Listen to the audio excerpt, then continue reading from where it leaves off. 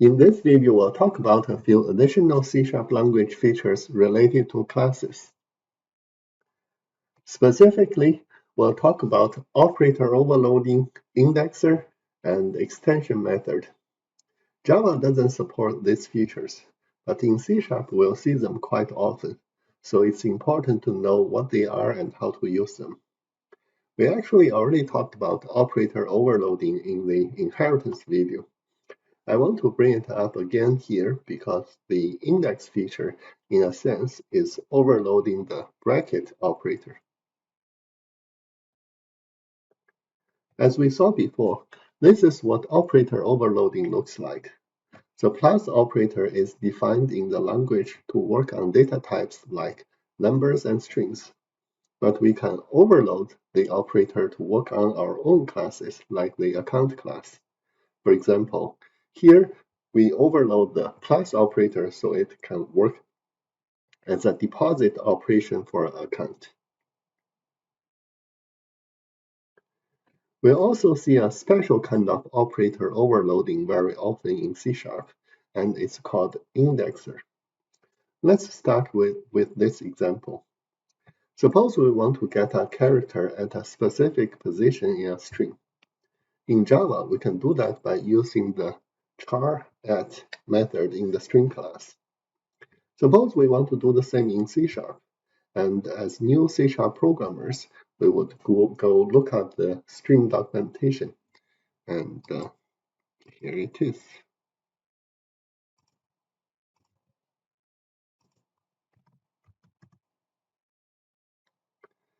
So we look at the methods in string.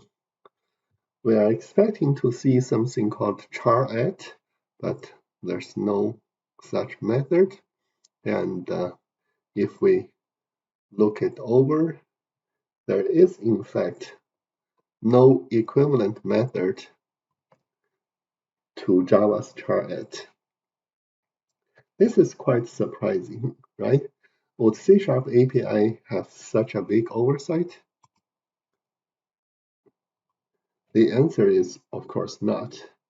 In C# we can certainly do the same thing, except that instead of using a method, we would use something called an indexer, like this.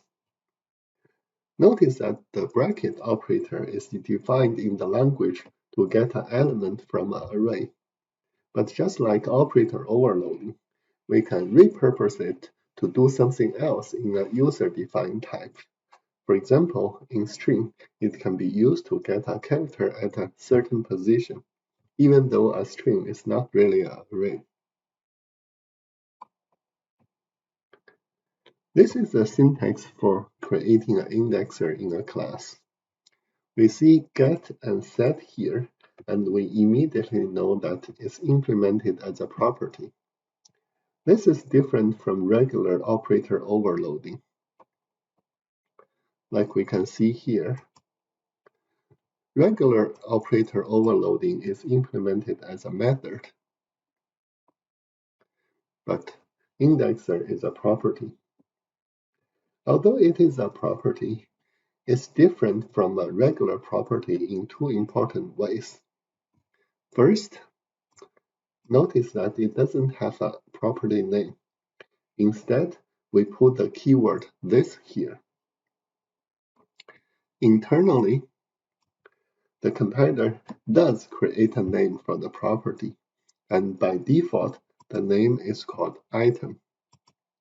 This is for the benefit of other .NET languages that do not support indexers, so they can still use this API as regular getters and setter methods.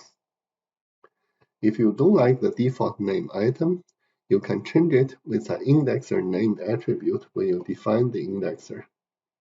Attribute is something we'll cover later, so don't worry about it for now. About the second major difference, the parameter for the getter. Notice that the parameter is not specified after get, like in a method. It's actually here. Just like any method parameter, it has a type and a name. We use index as the parameter name here, but it can be anything. And this parameter can be used inside the getter. The type of the parameter can be anything, not just integer. So although the syntax is similar to getting an array element, it's actually more flexible because it's not limited to just integer index. Now let's look at the string property in the string. Let's look at the indexer property in the string class. It's under properties and right here. If we compare the general syntax with the string indexer, we can see that the type of the property is char. In other words, this type is char, and the type of the parameter is int, or in other words, this one is int. The name of the parameter is called index, and it's a read-only property, meaning that we cannot use this to set the character at a certain location, only reading it. And if we look at the name of the property, actually the name of the property is here. We can see that it's called chars, meaning that when they create the string class, they change the indexer property name from the default item to chars.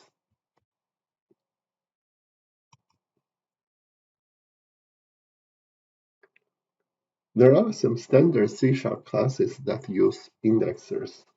We'll probably use these three most often: string, list, and dictionary. We already saw the one in string. In a later video, we'll talk about the collection classes like list and dictionary, and we'll see how indexer is used for those. The next and last feature I want to discuss in this video is extension method.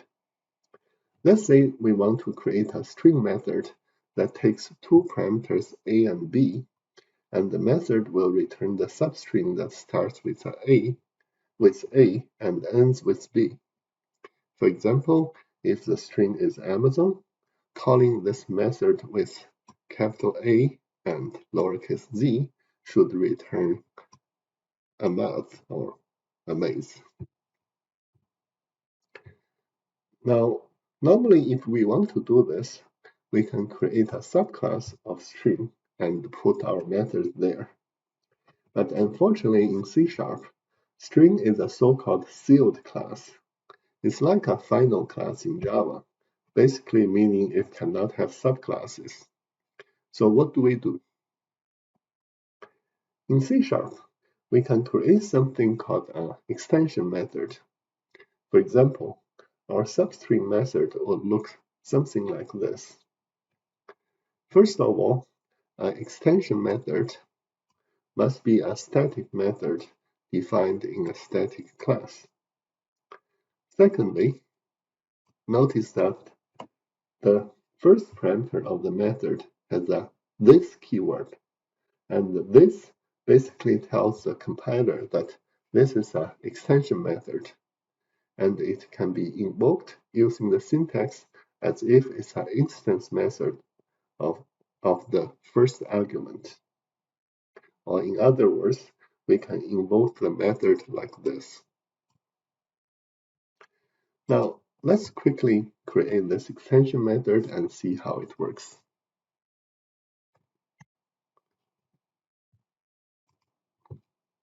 So let's first create a static class. The name of the class doesn't really matter. I'll call it my extension methods. And then we'll create a static method, and this one will return a string, and we'll call it substring. And as we saw earlier, the syntax is this, and then the first parameter, which would be a string, and then the beginning substring and the ending substring. So the implementation should be fairly straightforward. We want to locate the beginning substring and the ending substring location. So that will be the index of the beginning, and just like Java, there's an index of method in the string class. So we can just put s here. No, we put begin here. So this gives us the location of the beginning substring, and similarly, we'll get the index of the end substring, and then we'll call the substring method inside the string class. And if you look at here, there are 3 substring methods. By the way, this is overloading substring, the method name. The first one is taking a start index and goes all the way to the end, not what we want. The second one is taking a start index and then a length for the substring. And the third one is beginning index, and then, the third one is actually our extension method. There's no built-in third one. So we'll use the second one. And the second one, we have to specify the beginning index and the length. So the length will probably be index end minus index begin. We probably need to add or minus 1 somewhere, but let's give this a try first. So now we have our extension method, and then let's try Amazon, and then substring, and then capital A and lowercase d. And if we mouse over it, you can actually see that it's showing, this is calling our extension method instead of a built-in substring method. Notice the word extension at the beginning. Now let's run this, and we get AMA. That means we need to add 1 more to the length in order to get amaze, and amaze it is.